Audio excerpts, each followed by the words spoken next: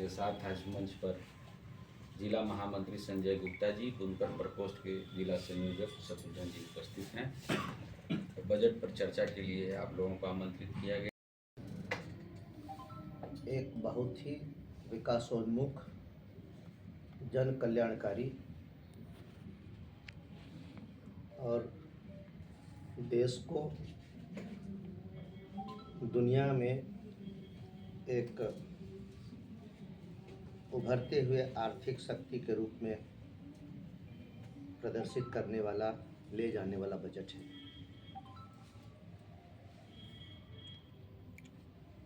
आदरणीय प्रधानमंत्री जी के दूसरे कार्यकाल तक भारत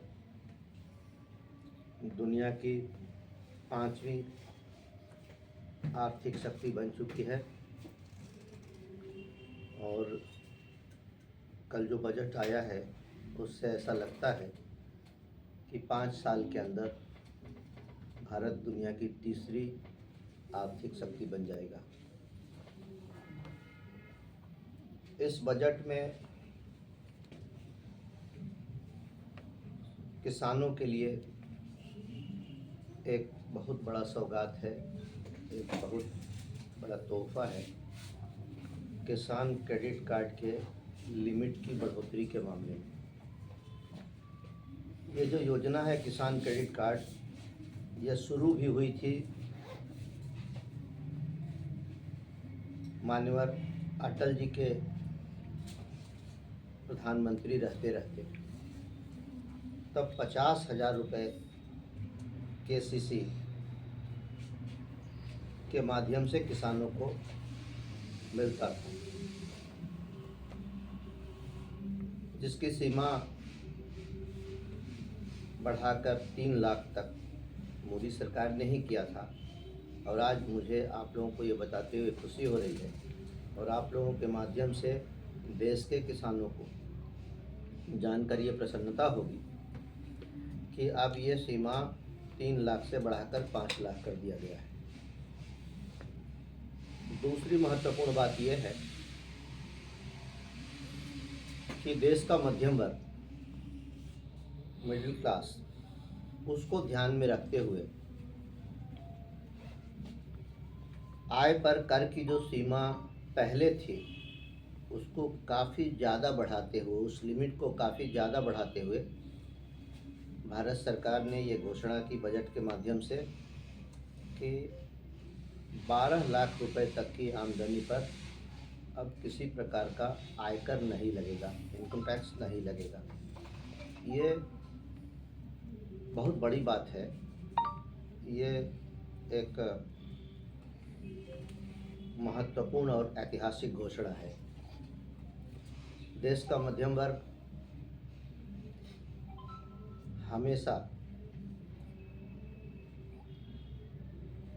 ये चाहता है कि बजट में उनके लिए भी कुछ हो, और हमेशा ये रहता था कि बाकी वर्गों का तो ध्यान रहता है, लेकिन मध्यम वर्ग के तरफ बजट का ध्यान या सरकार का ध्यान कम रहता है। लेकिन इस बार ये जो घोषणा हुई है कि 12 लाख की आमदनी तक कोई टैक्स, किसी भी प्रकार का कर नहीं लगेगा, ये ऐतिहासिक निर्णय है। इसके अतिरिक्त देश में बहुत सारी चीज़ें, हर बजट में कुछ ऐसी चीज़ों, जैसे उदाहरण के रूप में सिगरेट लूँ या लिकर की बात करूँ, बाकी हर चीज़ करीब करीब उसको उतना राहत नहीं मिलता था। लेकिन इस बार के बजट में घर चलाने की जिम्मेवारी खासकर गृहिणियों की होती है, महिलाओं की होती है। उनका विशेष ध्यान रखा गया है कि होम अप्लायंस पर, यानी टीवी, फ्रिज, वॉशिंग मशीन, इस तरह की जो भी चीज़ें हैं घरेलू उपयोग की, इसे भी सस्ता किया गया टैक्स कम करके। और इस तरह से आप देखेंगे बजट में बहुत सारी चीज़ें जो देश के हर वर्ग को, किसान को, महिला को, नौजवानों को फ़ायदा पहुंचाने के लिए, उनको लाभ दिलाने के लिए व्यवस्था की गई है। अब मैं अपने प्रदेश बिहार के संदर्भ में भी आप लोगों को बताना चाहूँगा, जिससे आप लोगों को जानकारी है कि 7 बड़ी बड़ी घोषणाएं इस बजट में इस प्रदेश के विकास के लिए किया गया है, जिसमें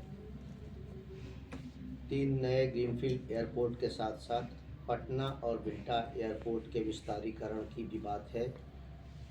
आईआईटी बिहटा पटना में हॉस्टल की सुविधा बढ़ाने की बात है। उत्तर बिहार मिथिलांचल की बात करें तो कोसी नहर को दुरुस्त करने के लिए एक बड़ी राशि बजट के अंदर प्रावधान किया गया है।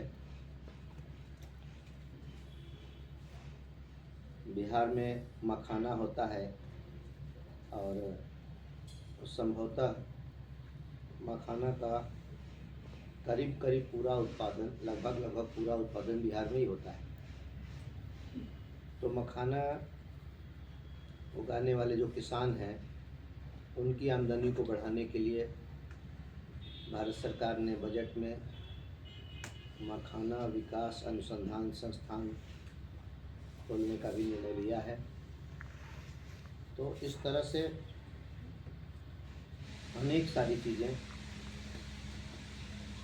बिहार के लिए भी हैं इस बजट में। तो इस अच्छे बजट के लिए, संतुलित बजट के लिए, हर वर्ग के चिंता वाले बजट के लिए मैं भारत सरकार का, अपने आदरणीय प्रधानमंत्री जी का और आदरणीय वित्त मंत्री जी का जनता की तरफ से धन्यवाद करना चाहता हूँ। और पूरे बिहार के लिए, उत्तर बिहार, दक्षिण बिहार के लिए इस बजट में कई नई घोषणाएं हैं और कई माध्यमों से आप लोगों को जानकारी मिल भी गई होगी। तो ये बजट देश को तेज गति से विकास की ओर अग्रसर करने वाला बजट है। ये बजट गरीबों के लिए, किसानों के लिए, महिलाओं के लिए और हर वर्ग के लिए बहुत ही कल्याणकारी अच्छा बजट है। औरंगाबाद जिले को दो बड़ी चीज़ें मिली हैं। एक तो रेल के माध्यम से बिहटा औरंगाबाद रेल लाइन के एक भाग की स्वीकृति मिली है और उसके लिए 136 करोड़ रुपए का प्रावधान किया गया है। इसके प्रथम चरण में एन रोड स्टेशन से औरंगाबाद शहर तक, जहां तक रेलवे लाइन आना है, बिछना है, 14 किलोमीटर की लंबाई में काम के लिए 136 करोड़ रुपए आवंटित हुए हैं, इसकी स्वीकृति हुई है। तो ये एक बहुत ही बड़ी उपलब्धि है हमारी सरकार की और अब पूर्ण रूप से हम लोग आश्वस्त हो सकते हैं कि बिहटा औरंगाबाद रेल लाइन जिसे बनाने के लिए, जिसके निर्माण के लिए पिछले 15 वर्षों में लोकसभा में मैंने सैकड़ों बार सवाल रखा, लगभग हर सत्र में इस सवाल को मैंने उठाया। तो अब जाकर इसकी प्रगति सामने आ रही है और मुझे आप लोगों को बताते हुए खुशी हो रही है कि 14 किलोमीटर की लंबाई में एन रोड स्टेशन से औरंगाबाद शहर तक रेल लाइन बिछाई जाएगी, जिसका अनुमानित लागत 136 करोड़ रुपया है। 39 के फोर लेनिंग की घोषणा हमारे आदरणीय मंत्री श्री नितिन गडकरी जी ने गया की सभा में की थी। उसकी प्रगति के संबंध में मैं भी आप लोगों के सामने अपनी बात रखूँगा, लेकिन उसे बताने से पहले ये कहना चाहूँगा कि कुछ उसमें तकनीकी अड़चन आए थे, क्योंकि किसी भी बड़ी परियोजना का पहले व्यवहार्यता आकलन किया जाता है, यानी फिजिबिलिटी सर्वे होता है, और उसके आधार पर उस परियोजना के निर्माण का काम आगे बढ़ता है। सर्वे के बाद डीपीआर के बाद टेंडर के बाद काम। तो कुछ तकनीकी अड़चन आए जिसमें ऐसा लगा कि इस काम के होने में कहीं कोई प्रश्न चिन्ह खड़ा हो गया। जब ऐसा हमारे विरोधियों को और विपक्ष के लोगों को पता चला,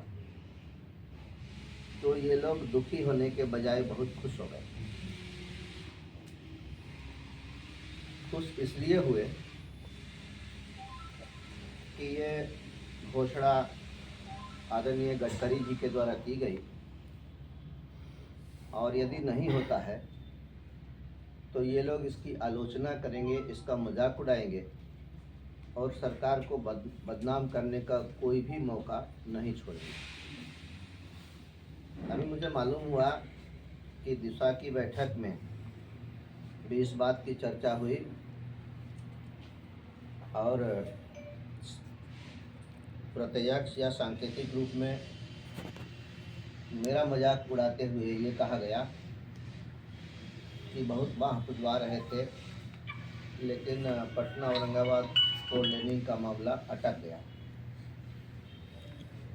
अगर अटक भी जाता, जो नहीं अटक सकता है, मैं विश्वास के साथ कह रहा हूँ, तो हमारे विपक्ष के मित्रों को इसके लिए दुखी होना चाहिए था, ना कि उनको खुश होना चाहिए था। दुखी इसलिए होना चाहिए था कि आज के डेट में, आज की तिथि में जनता ने क्षेत्र का विकास और जन कल्याण के लिए जिनको जिम्मेवारी सौंपी है, उनका कर्तव्य नहीं, उनकी ड्यूटी है कि ऐसे कार्यों को वो करें, इसको आगे बढ़ाएं। लेकिन दुखी होने के बजाय वो लोग खुश हो रहे थे केवल इस बात से कि इससे सुशील सिंह की बदनामी होगी, और गडकरी जी ने जो घोषणा की है उसका ये लोग मजाक उड़ा सकेंगे। लेकिन एक कहावत है मगही में, हंसले घर बसा है, लोग जितना हंसना हो हंस ले। मैं तो अपने कर्तव्य के तहत ये काम कर रहा हूँ, चाहे पटना औरंगाबाद 4 लेनिंग का मामला हो, कि बिहटा औरंगाबाद रेल लाइन के एक भाग के काम की शुरुआत का मामला हो, या नॉर्थ कोयल की प्रगति का मामला हो।